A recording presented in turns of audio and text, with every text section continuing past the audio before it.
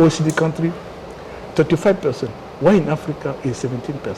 And some countries is 10%. Why other countries are also, some other countries like SADC region in South Africa and Namibia is about 25%. In Ghana, it's 11%. So it means we can improve that. If we improve that, we'll be able to mobilize resources to finance ourselves. Taking any country from 10 to 20% of tax is a lot of resources that we can mobilize.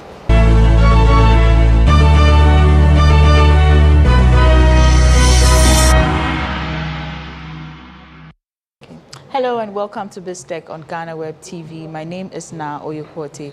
On this episode, we talk about Africa's journey towards a single currency. And I have with me here Dr. Dosina Yeo. Did I get the name right? Yeah. He was a former acting director of the AU.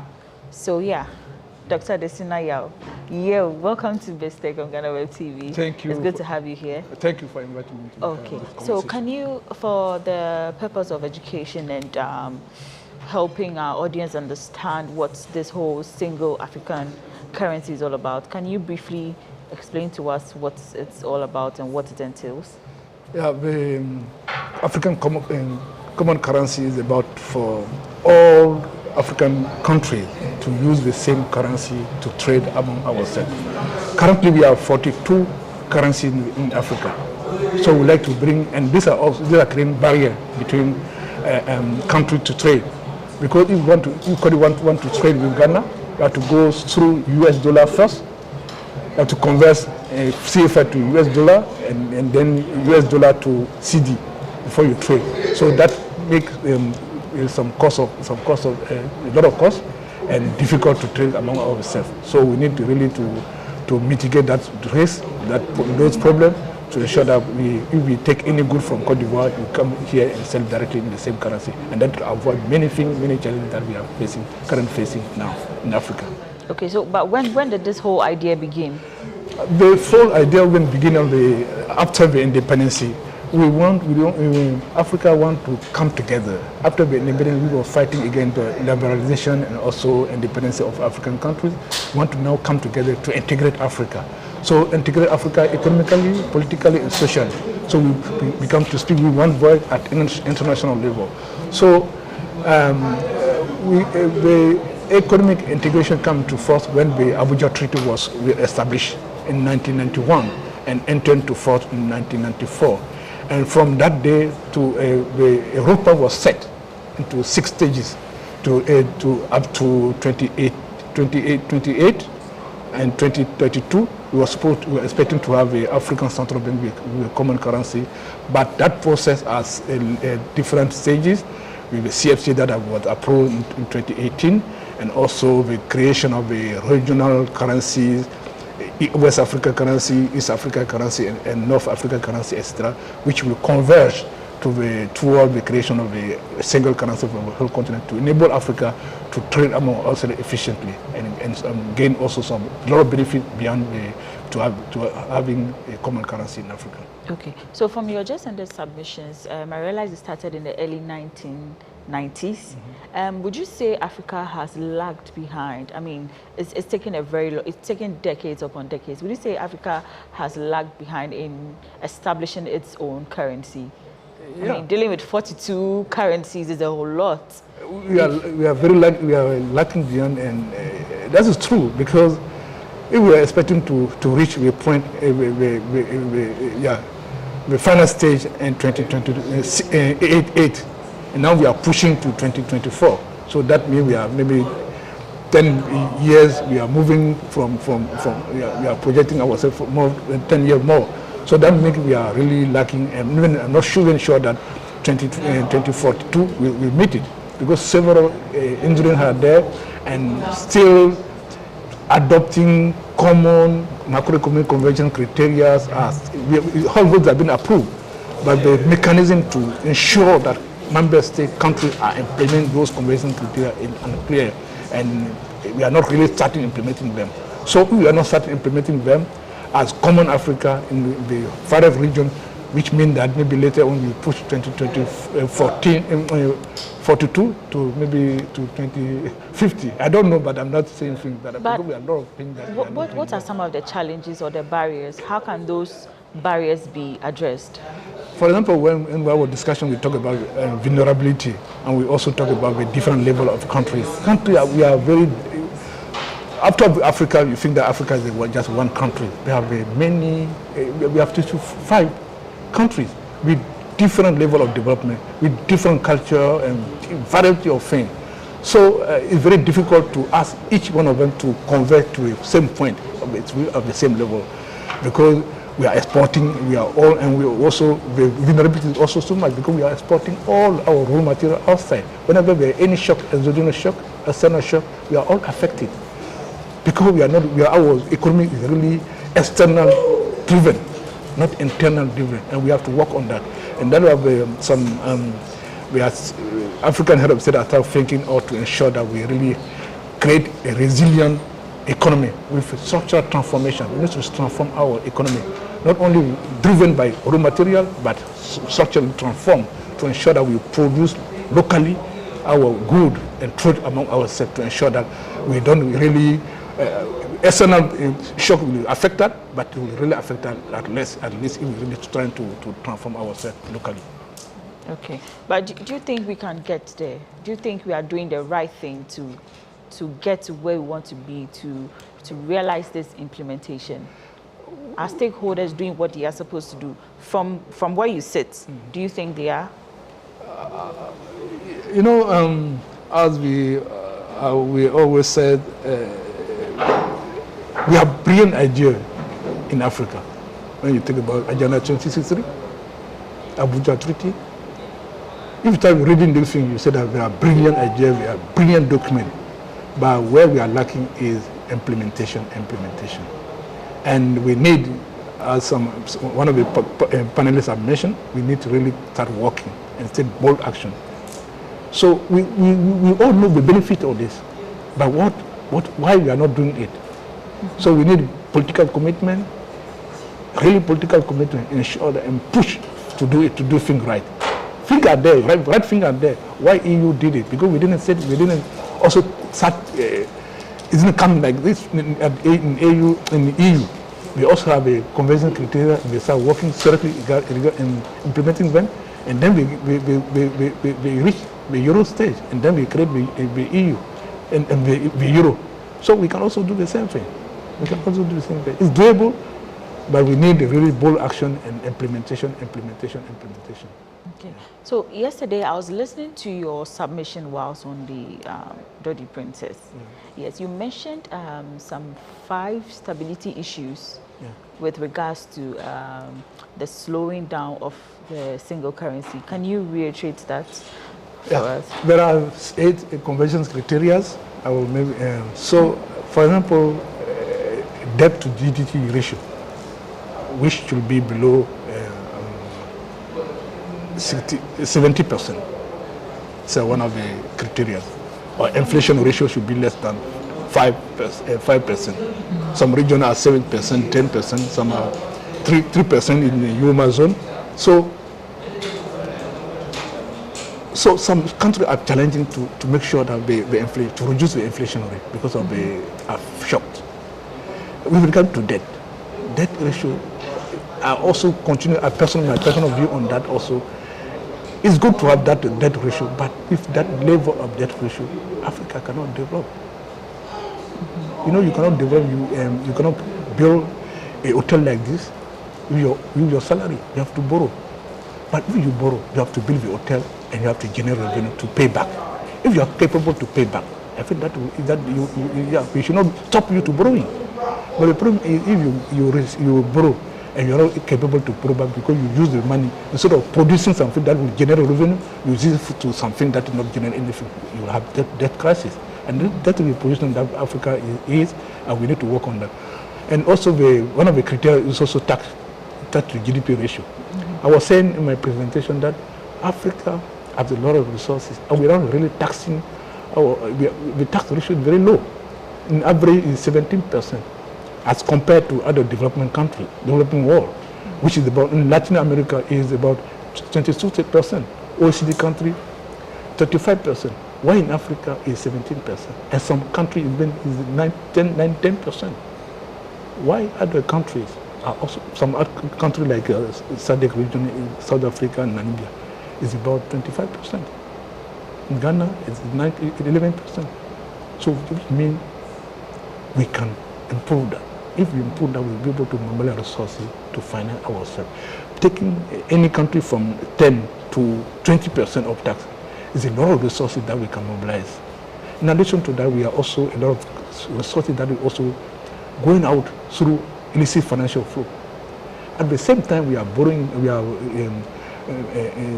asking developed partners to give us ODA, official development assistance, or of FDIs, foreign direct investment. So when you put ODA plus foreign development and foreign direct investment, FDI, is less than the money that's going out of Africa. So which means if we're trying to stop illicit financial flow, we improve our tax system, Africa will have enough resources to really move forward. And those countries we are helping Africa, they are collecting from their tax, by their citizens. Why we should not do it from our side? So it also I'm trying to do a lot of literacy education of our population, culture of tax, because most of people we don't really educate it well, and also our culture to tax to pay tax back is very difficult for an African to pay tax. But if we don't pay tax, don't expect the government to build a good road. I agree with you. Yeah. But you know, we also pay tax. I mean, you go to the supermarkets, you go to restaurants, maybe the informal sectors like our local markets where we really do not pay tax for goods and services. I think we do, but I had some conversations with some people and they're like, okay, yeah, we pay taxes, but we don't see anything. Africa is the way it is since my grandma was born. So I don't know how you're going to solve that issue. Yeah, I mean, Ghana has started these exercises of taking taxes from companies that have been found wanting, you know. Yeah, so I fully agree with you when you said that we don't see what government doing with our tax. This is true in many places in Africa. And that's why I'm saying there are a lot of illicit financial flow. You pay tax and then the tax resources are taken to and go outside to put in the tax events, you see. So we have to work on that. We have to work on that to address the issue of governance, of mismanagement, tax efficiency. So if we work on that side, and we have seen the little tax that are collected are put in the right way, building constructing infrastructure and also hospital and education system. So citizens, and we continue also working with cultural educating citizens to tell them that the tax you are paying, this is the result of your tax you are paying. We collect tax from you, this is the school we are building, we collect tax from you, this is the road we build. I think with that those narrative we can be able to change the mentality and the culture in Africa. Okay.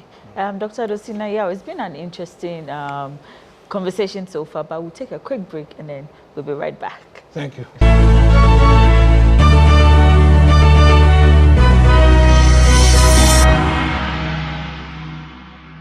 Everyone needs the perfect snack to munch on during a fun moment. Wow. Enjoy the tasty McBerry Twist cupcakes, deliciously baked and packaged for a sweet treat. Premium quality cakes baked with love for all, enriched in butter and milk. Yummy.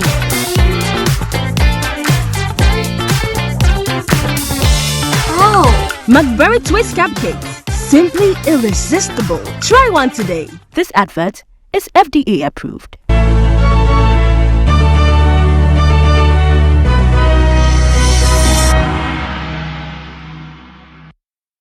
Welcome back from this break. We've been speaking to Dr. Adosina Yao on Africa generating its own single currency. The conversation has been interesting so far. Let's get back to him and see what more he has to tell us. All right, so Doc, welcome back from the break once again. Yeah, thank you. Okay, so we want to speak on digitization. Do you think that can boost the single currency? Do you think it will play a major role when it comes to Africa's single currency? Yeah, I do think that that's very important. Yeah, and we know that every part of Africa, digitalization is moving forward, and many youth are using it to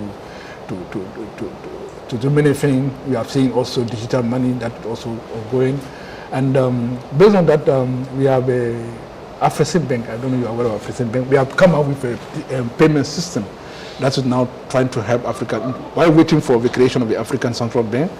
We have a common currency, we have a payment system that is able to use our local currency. We don't need to go through euro or dollar to trade among us. We can use that payment system that use our own currency to trade among ourselves. And digital currency, also digitalization also facilitate the trading among ourselves, which is very low now because of the several challenges because of currency, but we can be able to transfer money among ourselves to easy. Digital payment system, digital trade, etc. E-commerce are also facilitating of the implementation of the CFTA that we because sometimes we are the main challenges with CFTA. What we are foreseeing is the infrastructure. Moving so within Africa, we are facing a lot of challenges when it comes to infrastructure. The ticket to move from one African country to another country is more expensive by moving from one country of Africa to Europe or to any place on the world outside Africa. So also try to reduce that with digital payment. We'll be able to really improve our trade system that was challenged by the infrastructure. So we think that digitalization, our economy will really help us to move forward and facilitate fast-tracking the creation of the African currency. Okay, so you were speaking about AFTA and boosting of trade. Do you think AFTA has been in the system for a while now? Do you think it can really boost trade among Africans? AFTA? AFTA, AFCFTA, African Continental. Do you think it can boost trade? No, it has not been there for long. For a while. So maybe let's say 2 years. 2 years back, yeah. 2 years, yes. No, but are we channeling on the right path? Yes, Let me ask you that. Yeah, I'm thinking that we are really moving forward. I'm seeing many meetings on CFTA. Negotiator was here. We negotiated on protocol. I'm not really versed on that, but we have a negotiator that are also working out to ensure that all document protocol related to trade are facilitating, and countries are signing to it and be able to take it over. But as I mentioned earlier, is the implementation. Sometimes it's good we negotiate things and document very hardly, but when it comes to take the step forward, we have difficulty to implement that. And I was listening to one of the panelists here. We said that government may sign things government to government, but when it comes to actual implementation at the ground, where we are facing challenges, sometimes information that is not challenged to directly be implemented, and we need really to work with the implementer to ensure that whatever we approve at head of state level is really domesticated at national level to ensure that all parties involved are doing their work actually and report back. I think with that, without that, we'll be signing approval, taking champion at a high level, and be impossible to implement because remember, grassroots people are not really involved in the discussion that are happening in Addis Ababa or elsewhere when it comes to discussion among head of state and government. Okay, so that's why you mentioned sensitization to the locals or the masses. Is that it? Sensitization, building cultural changing, and yes, you really sensitize public people, citizens. Okay. All right. Okay, Doc. So what is your final? What are your final words? My final word is that the common currency is the way to go. With that, we have many benefits. If we really want to build a sustainable development and achieve the Africa we want, we need to have a common currency. But before that, there are many steps we need to follow. Conversion criteria, building infrastructure among ourselves. You can have a common currency and we will not be able to trade among ourselves. What Ghana today, I want to ask that question. Do you think what Ghana can trade with Cote d'Ivoire in the current economic level? we are basically selling the same thing. We are selling cocoas. Cote d'Ivoire is selling cocoas. Cote d'Ivoire cannot sell cocoa to Ghana. Yeah. So unless we change our economic structure to be able to trade among ourselves, Cote d'Ivoire can produce something that is different than what Ghana is producing, so that Cote d'Ivoire can sell to Ghana. And also the same thing, Cote d'Ivoire also, Ghana can also produce something that is different from what Cote d'Ivoire is importing and sell to Cote d'Ivoire. Unless we change the structure of our economy, it will be very difficult, even if we are common currency. It will not be able to trade. And the issue of infrastructure, road, transport, sea, maritime. So all these are energy also, energy costs. So all these need to be put in place to ensure that we really have this will really change our future and have a brighter Africa for ourselves and our future generation. This is doable, and let's work together, put hands together to ensure that we really achieve what Kwame Nkrumah and had founder have dreamed for. Okay, all right. Thank you so much, Dr. Dosina Yao.